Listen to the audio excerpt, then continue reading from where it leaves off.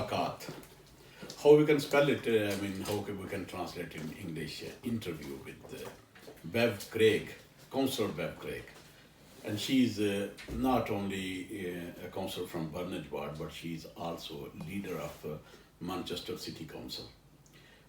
We have invited her here to answer our questions because there are quite few concerns in the community about Labour Party, and we have invited her to answer these questions. Welcome, Bev, from Speaker TV, and I know that you are very busy, and from busy schedule you have given us time.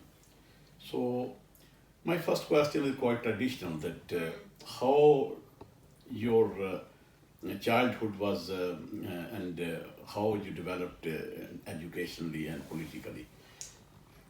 Well, thank you, and thank you for coming and talking to me, inviting me to come along. So I, like many people in Manchester, I grew up not in Manchester, so I grew up in Belfast in Northern Ireland, and I was raised in what I think is a very traditional way. I lived in a council house on a council estate 8 miles outside of Belfast. And I think at the time, I thought we were just a normal family. It wasn't perhaps until I was older that I realised that we didn't have much money, and that in many ways we would be classed as living in poverty.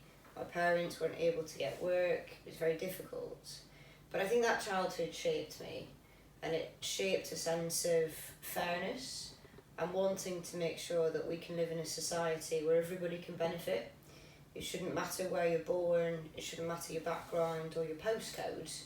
Everyone should have an equal chance to do well. So I wasn't involved in party politics in Northern Ireland. It's very different in Northern Ireland.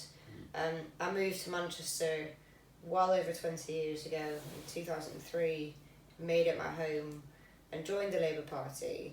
But it was always my background, I think, that shaped me, and the experiences of my family, and wanting to see some positive change for my community. Okay, so the problems, obviously, if the problem is in Manchester, there are problems in everywhere in UK, and the governments are trying to solve these problems. But at the moment, the biggest issue, I believe, is the cost of living. How you think that Labour Party is doing well for that? So I think what we've seen in the last few months, really, I think really shows how committed the Labour Party is to making life better for ordinary people. We've seen a record increase in the minimum wage. We've seen action on energy bills. That means every household will be £150 better off. We've seen new workers' rights that have come in that give people protection. You know, we saw during COVID, people that weren't able to take a day off sick because an employer wouldn't help them. But we've also seen investment into children and families as well, from breakfast clubs through to the change in the 2-child cap. In Manchester alone, the changes to the welfare system will lift 60,000 children out of poverty. So I think what we're seeing from the Labour Party nationally is something that helps everyone, some general universal policies, but they're also targeting, I think, at people that are experiencing real hardship. And we're doing even more in Manchester. In Manchester, we spend over £40 million investing in helping people through the cost of living, either direct payments, money off their council tax, or support. So I would say for me, cost of living for everyone in the city is a number one priority. So you have mentioned minimum wage. It's good that minimum wage level is increased.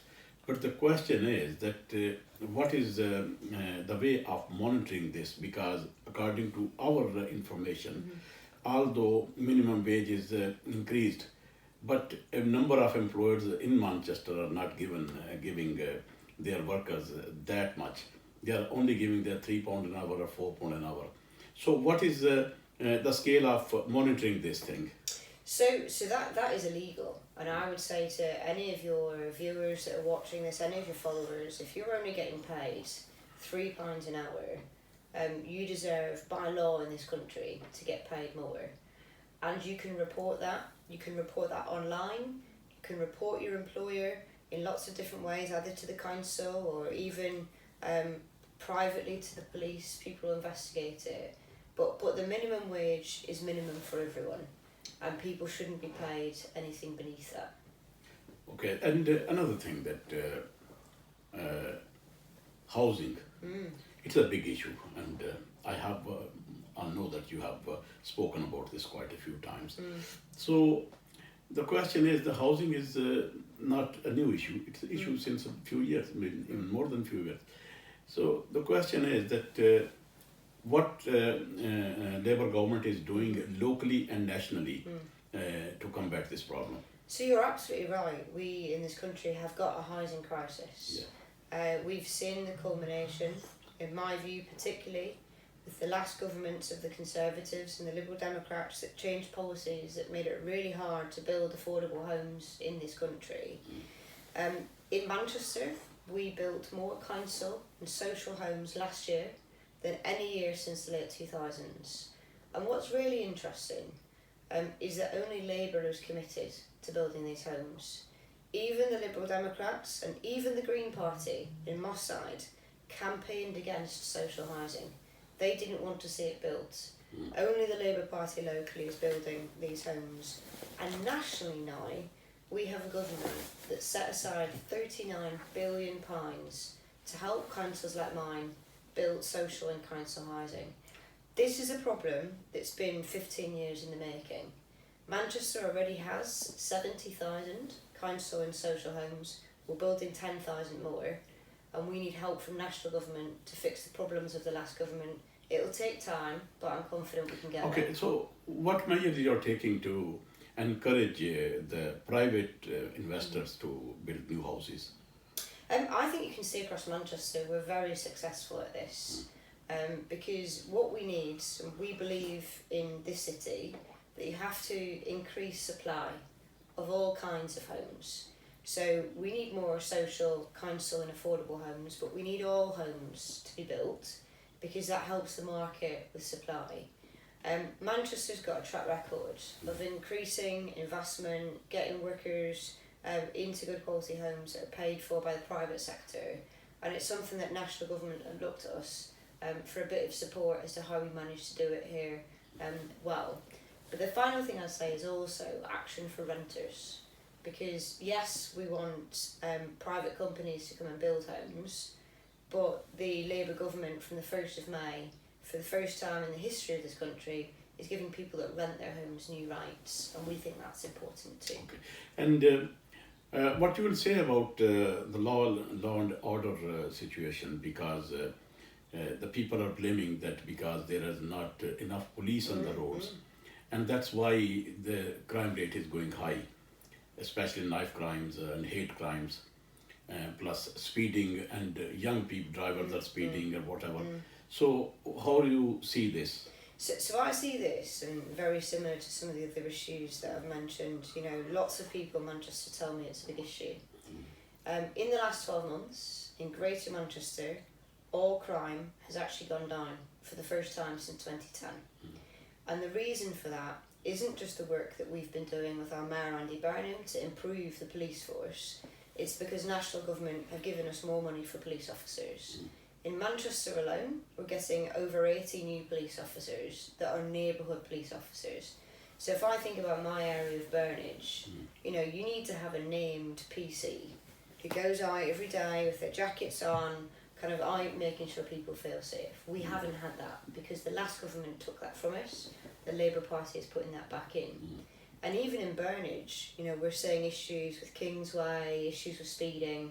Finally, we're able to get new speed cameras and we're able to take action on some of these issues. So I think even on crime, it feels like we're starting to turn a corner. We're starting to see some of that investment come back and people will feel that on their streets. So have you increased the police? I was told in a police meeting that police officers in Greater Manchester increased. Yes. So how much? How many? So in City of Manchester, that's an extra 82 police officers, which means in Burnage we'll have 2 named PCs, but it means that in every area, no matter where you live, Cheetham, Crumpsall, Wythenshawe, you'll have named police officers in your street.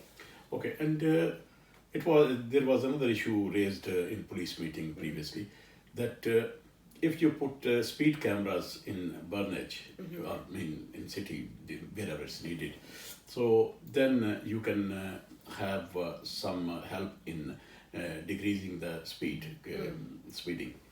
But the question is that police says that they cannot install the cameras. It's a city council who can fund for the cameras.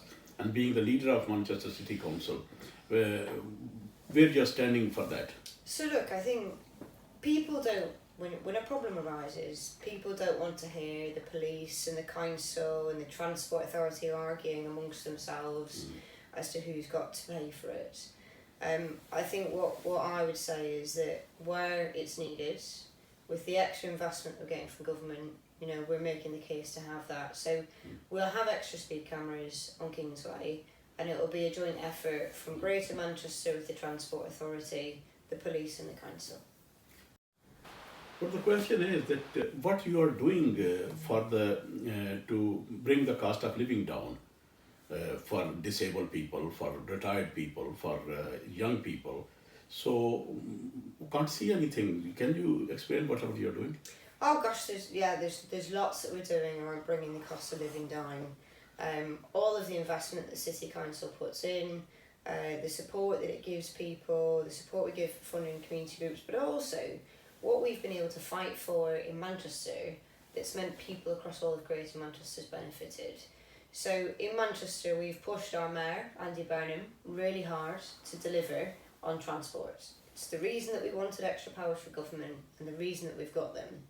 We've been able to do things like the £2 fare cap, so you can get on the bus and it won't cost you more than £2. Free passes for 16 to 18 year olds, but particularly for disabled people and older people. They always told us, and they came to us and they said that this 9:30 cut-off, where you couldn't use your free bus pass before 9:30, just didn't make sense to them. So we were able, right across Greater Manchester, to say if you're disabled or if you're an older person, you can use your bus pass at any time. And it's probably one of the biggest but most simplest things we've done to help people, not just with the cost of living, but feel empowered to be able to move around the city. We brought that in this year, and I've had hundreds of people locally contact me. So we're doing big things around the quality of work and putting money in people's pockets, things around helping people when they're struggling, but also practical things like free bus passes you can use anytime. And you are also giving some help to the disabled people and retired people in the bills? Completely, yes. So we know that the national government, when they had their issues around winter fuel, Manchester City Council, the Labour Council stepped in and sent a cash payment to all of our older residents. We have extra support with council tax, we have extra support with energy bills, and any older, disabled or person that's struggling, go on the City Council website. There is lots of help available. There's a free advice line that exists that we can share the number. If you're struggling, help is there, because Manchester City Council's got money aside to be able to help. Okay, so what you are doing to develop the environment in Manchester, I will ask about Manchester and especially Burnage, where from you are the councillor. Of course. So we know that people love to live in a place with good green spaces, but they also care about sustainability and they care about the planet. And that's why in Manchester we have over 150 parks and green spaces, and we're building new parks. So we keep adding more. When I became leader, we only had 140. We're now at 153, so we're building more parks and green spaces, but we're investing in the ones we have. I'm really blessed. Locally, where I'm a councillor in Burnage, we've got fantastic parks. We've got Kringle Park, we've got Fog Lane, we've got Lady Barn, you know, and then we've got smaller places like Rodney Fields and Kringle Playing Fields, and we're seeing lots of investment. New play equipment, new cafes, new toilets, new sports equipment, loads going on. I have been invited to Rodney Field Yes. to report, and they are doing well. They're really well, fantastic local And most of them are volunteers. Labour Party members. Well, you know, I Lydia think and thankfully people choose to support us, and we've just agreed. They came to me when they said that their allotment building was damaged. We've agreed to build a brand new allotment building for them in that allotment. So we really care about green spaces. And look, the final thing I'd say is that, you know, we have a responsibility, don't we, as citizens of Manchester, to think about the planet. Yeah. And we know that it will be residents in the global majority countries who will suffer most from climate change. Yes. You know, we've seen floods, we've seen all sorts of instances. Yes. So we do our bit for the environment too. And that's why we get ranked one of the best councils in the country on environmental standards. So you have answered quite a few questions. I will ask a last question. Go on. I mean, why you think the people supposed to vote for you, especially the Muslim community? So look, I think we've got a track record of standing up for Manchester, of delivering for Manchester, and making a difference on the issues that matter to people. Now, I work really closely with so many people across Manchester's fantastic Muslim communities, and I think there has to be an important message. And the important message that I have is that we represent everyone. You know, we hear people's pain around local issues where they're struggling, but we also hear their concern around international issues. Now, I run a council. I don't get to decide international issues, but even still we raised our voice on Palestine and Gaza. You know, I've been to Palestine. I care deeply. But I think when it comes to local elections, people need to vote for the people that can make a difference on the issues that make their lives better. And I think it's only the Labour Party that has the track record of doing that, being committed to social justice, but also being experienced in practical delivery to make people's lives better. Well, why? What was the reason that why people didn't vote for you in by-election in your area a few months ago? So look, I think there's lots of reasons, but when I speak to a lot of people who voted Green said that they were really worried about the Reform Party. And they'd seen some leaflets, and on the leaflets it said that the only way to stop reform was to vote Green. I also know some people that voted Reform because they said that they were unhappy with the direction that things were going. But having spoken to people on both sides, I know that they're coming back to us because what they see locally is 3 local councillors, in myself, in Murtaza, in Azra, that really care first about Burnage. And I think that's what Manchester Labour has done for a long time. We put our city before party politics. I'm more loyal to the residents of Manchester than I'm loyal to the National Labour Party. And that's our job as local elected representatives, put our place first. So I'm confident that it was a one-time thing. We don't take any votes for granted. So we work hard every single election to prove that it's only me, it's only Murtaza, it's only Azra that can see the improvements that Burnage needs. And I care deeply about this place. You know, it was the first place I lived when I moved to Manchester for university and left student halls. I lived on Ainsford Road in Burnage. I'm proud of this area and I want it to do well. Thank you very much, Bev Craig, the leader of Manchester City Council, and also a councillor from Labour in Burnage, where I live. So, thanks very much. Thank you. Viewers, you have listen whatever Bev said. And it is your choice now to think on these lines and vote whatever party you like. But I believe that whatever we ask from Bev, she has answered clearly and honestly. So thank you very much.